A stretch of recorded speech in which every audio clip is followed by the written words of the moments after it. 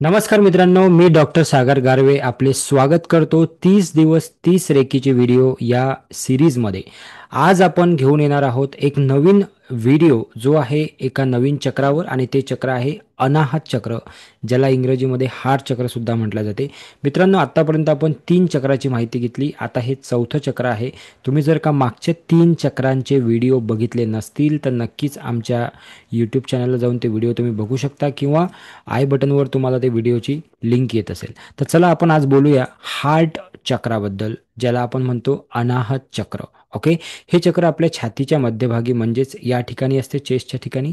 या चक्राचं काम आहे प्रेम, दया आणि संबंध, करुणा याचं हे केंद्र याला मानलं जाते. मित्रांनो, भावनिक संतुलन म्हणजे इमोशनल बॅलन्स. जेव्हा हार्ट चक्र हे बॅलन्स असते, संतुलित असते, तेव्हा आपण सहज प्रेम व्यक्त करू शकतो, माफ करू शकतो, दया दाखवू शकतो.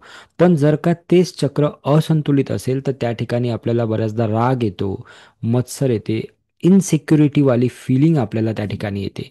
ओके. बऱ्याचदा काही लोक आपण बघत असू की ते पॉझिटिव्ह खूप जास्त असतात एखाद्या व्यक्तीप्रती, एखाद्या गोष्टीप्रती. तेव्हा त्यांचं हार्ट चक्र जे आहे ते ब्लॉक आहे.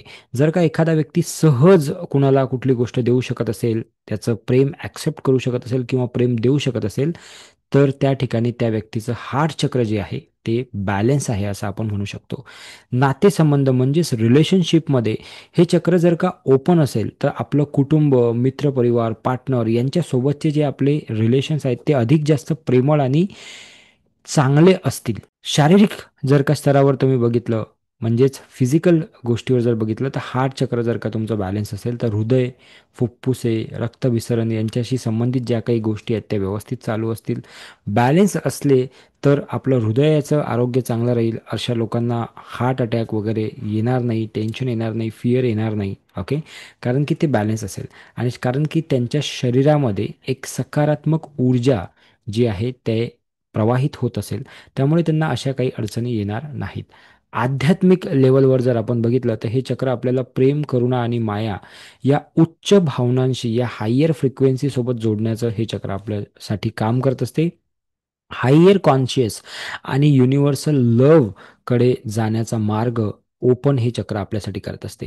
याच्यासाठी एक छोटीशी टिप मी तुम्हाला आता या व्हिडिओमध्ये देणार आहे, की जर का तुम्हाला असं वाटते की तुमचं हार्ट चक्र ओपन व्हावं, तर तुम्ही काहीतरी डोनेट करायला सुरू करा. प्रत्येक महिन्याला जर का तुम्ही काहीतरी डोनेशन जर का केलं, तर नक्कीच हे चक्र ओपन करण्यासाठी तुम्हाला खूप जास्त मदत होणार आहे. दुसरी महत्त्वाची गोष्ट, पायात काहीही न घालता म्हणजे बेअर फूट थोडंसं तुम्ही चाललं पाहिजे आठवड्यातून एकदा दोनदा. त्याने सुद्धा तुम्हाला खूप जास्त बेनिफिट होणार आहे हे चक्र ओपन करण्यासाठी.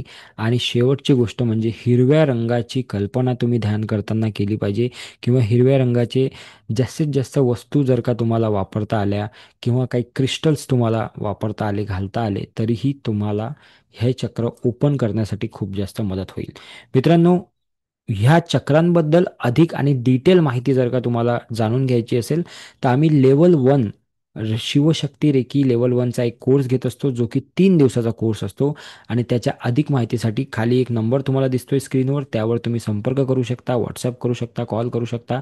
आणि पुढचा येणारा कोर्स तुम्ही नक्की जॉईन करा, म्हणजे तुम्हाला सुद्धा अधिक जास्त त्याच्यामध्ये बेनिफिट मिळेल. Thank you so much. खूप खूप धन्यवाद. भेटूया पुन्हा एकदा नवीन चक्रासोबत आणि नवीन व्हिडिओमध्ये.